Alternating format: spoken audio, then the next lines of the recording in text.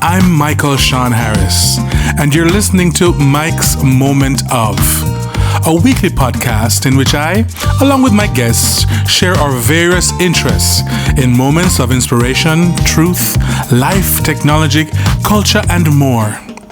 I hope you're entertained and informed, and that you feel inspired to join me again and again in my moments of.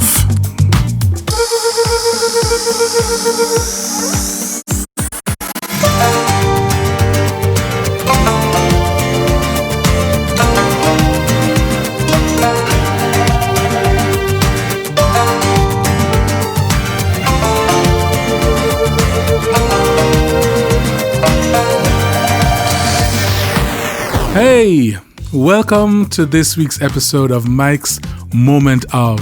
And this week's episode is very different and very special to me. For years I've been fascinated with this nursery rhyme that most of us grew up singing and hearing. Row your boat, row, row, row your boat. And at first I kind of just saw that there was some kind of an inner meaning to it. There's some things that you read and some things you hear, and it has one meaning on the surface, and then you can examine it and really delve into it, and you can discover new meanings to it that you never thought of before. Well, row your boat, strangely enough, was one of those things. So the more I examined it, the more things I found in it that could apply to like life lessons, So to illustrate it, I wrote a story. So today, I'm going to read that story to you. Now, I really want you to listen to it. I would love for you to listen to it and give me your feedback. I'm really hoping you write in or you make your comments and stuff. Because I'm going to do the story. Now, I'm not just reading the story. I compose music for the story and did sound effects, and I'm narrating the story. So it's called Mirren and the Journey to Tera-Genero. Now, all those things have a meaning, but you can figure that out. So, again, here's a story. I really hope you enjoy it. And, check it out.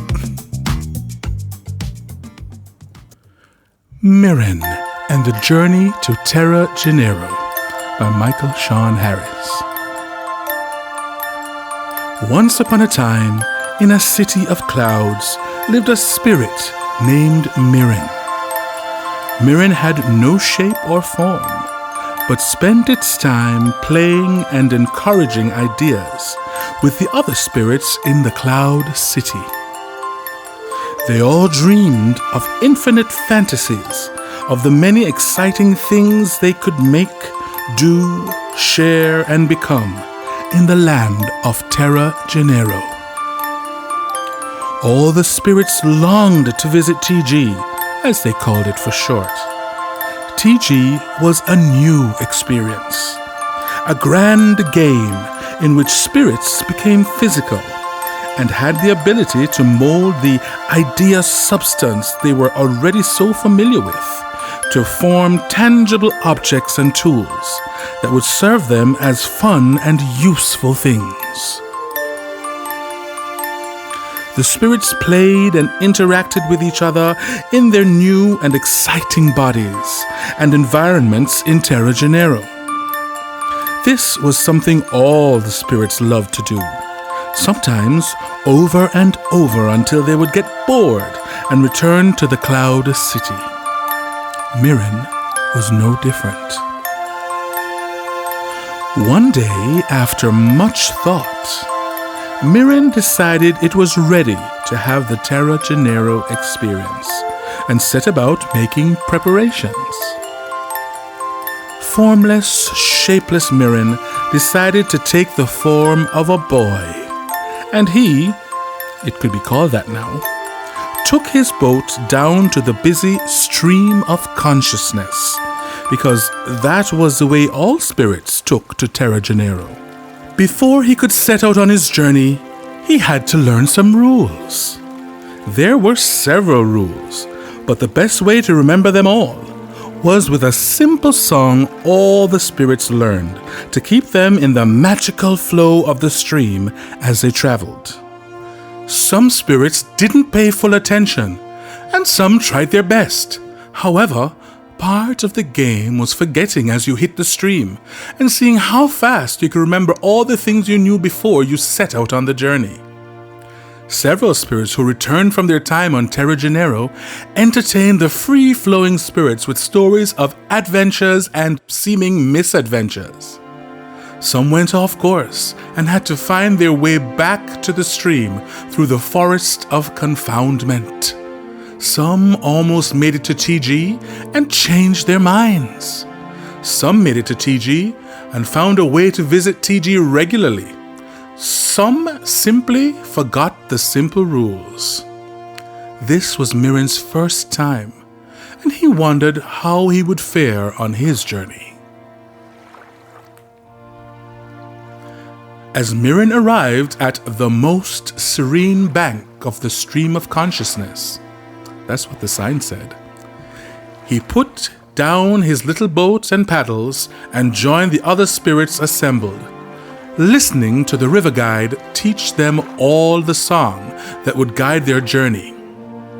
As he approached the meeting area, he observed that as many spirits who were setting out on the journey, there were probably an equal number returning, either for an extended return to the Cloud City, a brief visit, or just finding their way back to the starting point after being lost for a while in the forest. He sat down as the river guide sang, "Row, row, row your boat gently down the stream. Merrily, merrily, merrily, merrily, life is but a dream." "Spirits," said the river guide, "learn this song and learn it well, for mastery of this song is the secret to a most enjoyable journey to Tera-Genero. If you fail to learn or recall, just know nothing's wrong. Eventually, you'll find your way back to where you began. Many have failed to heed my advice and have been forced to stop or make a detour, and some have even capsized. Everyone, however, will return. Here are the nuggets of wisdom you should understand and appreciate. Row. Row your boat. Take action. It works, but only if you work it. You have to push out into the stream and start to row. Then you will present yourself as ready, and the stream will take you into the flow.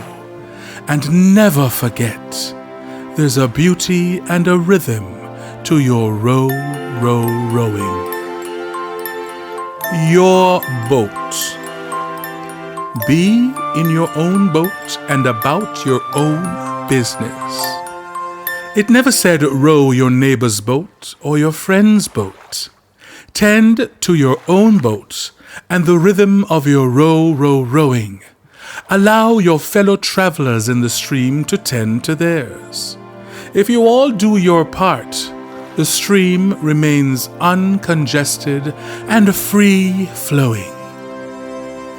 Gently. Move, be, and do gently on your journey. Be good to yourself, others, and to the stream and everything that surrounds it. In all your doing and trying and getting, do so gently and with love. Down the stream. Take the path of least resistance.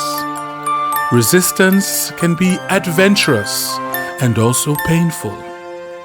Fighting the flow can take you into the heaviest, darkest forest covering, and into caves of forgetfulness and a maze of error. Going downstream takes very little effort to get where you're going. There are many of you in the stream. Neither push nor resist, and the stream will take care of you all in the perfect time and rhythm of your row, row, rowing. Merrily, merrily. Your attitude, your approach, and your feelings are your choice. Choose happiness. Choose joy. Choose gratitude. Happiness is a catalyst for manifestation, which is Tera-Genero. A catalyst speeds up a reaction. Be joyous in your effortless flow. We sing merrily all of 4 times to stress just how important your feeling is, and to keep that bouncy rhythm of your rowing going. If you must choose, and you must, let it be joyous. Life is but a dream. You, my precious spirits, have taken a bold and exciting step to have a human experience. You will always have access to the beauty, intelligence, and oneness that is the Cloud City. Through your imagination and your dreams. Imagine, dream, listen, and be open to the limitless reservoir of divine idea substance in which you have always played and dreamed in the Cloud City. It must happen in your imagination first, before it manifests in your life, world, and affairs on TG. Everyone pushes out into the stream at their own entrance point. But no matter where you start your song, it works on its own and works with everyone else's song as well. It works when you take responsibility for your own manifestation. But we exist in the stream with other spirits in their own human experience, in divine orchestral order. We make beautiful music and achieve something even more beautiful when we work together. The song is actually what is called a round, a form of counterpoint where the song can start in different places by different people, singing their songs and gently achieving their dreams. Now, pick up your boats and approach the stream. As I call your name, enter the stream and set out on your journey. The river guide announced one name after another, and as they were called, they each stepped carefully into their own boat, and with a bubbling combination of joy and wonder, began the song as they rowed down the stream. Mirren felt a wave of excitement rush from deep within his spiritual self all the way out to his physical body as he stood ready to hear his name. And as he heard his name, he gently stepped into his boat and added his song to the song of the spirit who set out before him, and was soon joined by the one immediately after him, causing the most beautiful chorus to rise up from the stream. It had no beginning and it had no end. By the time Mirren had reached the midway point, a few spirits who had stopped rowing were staring aimlessly. They seemed lost, as though they had forgotten what they set out to do at the beginning of the journey. Others, Mirren noticed, were congregating in 2s and 3s at slightly less active parts of the stream. As he passed one group, he heard one spirit giving advice to another on where to go and exactly how to row to get there. They had begun to argue, something Mirren had never heard the spirits do before, yet he recognized it for what it was. Mirren sang a little louder, hoping that he might remind them of the song, to help them on their way. As soon as they heard the familiar melody, the angry expressions on some faces transformed to recognition as they started to correct their course and return to the flow. A few took longer than others, but they all eventually returned to the free-flowing stream. A little further along, Mirren encountered a spirit who had turned completely around and was fighting the flow in an attempt to row upstream. The little spirit was having a very rough time of it and seemed frustrated.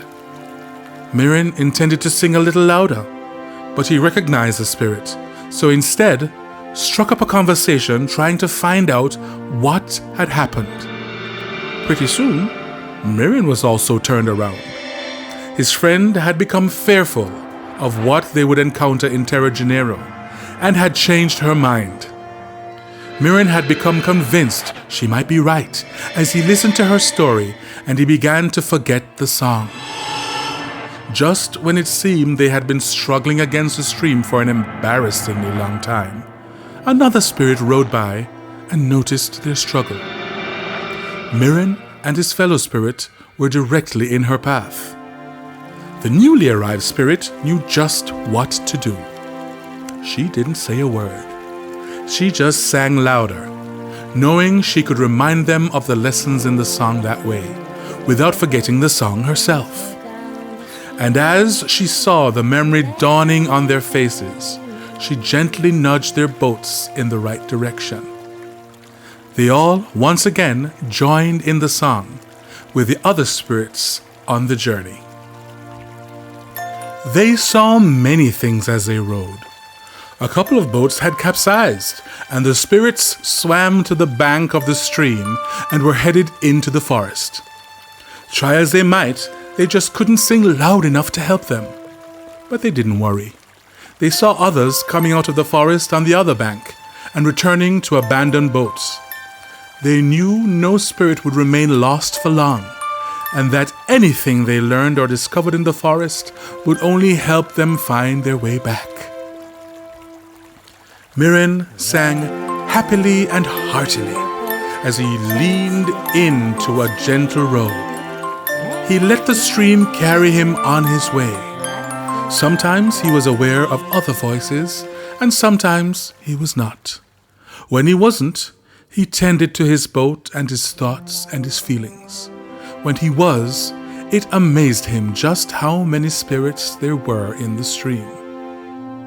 Even those he could not see or hear.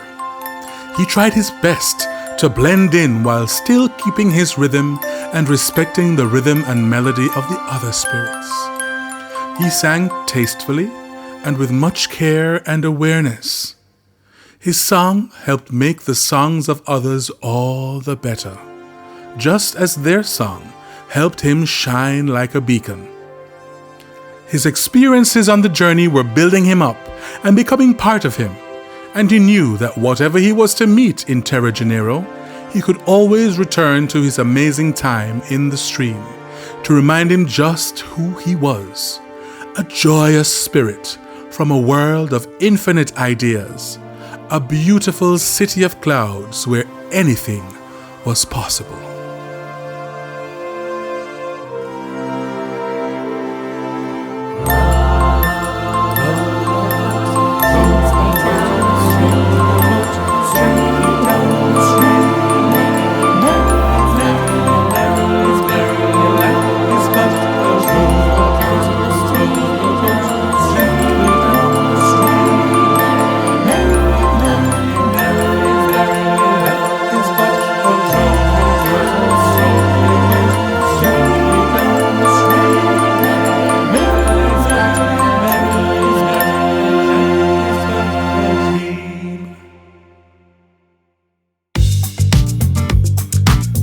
Yeah, well, that's my story, and I'm sticking to it.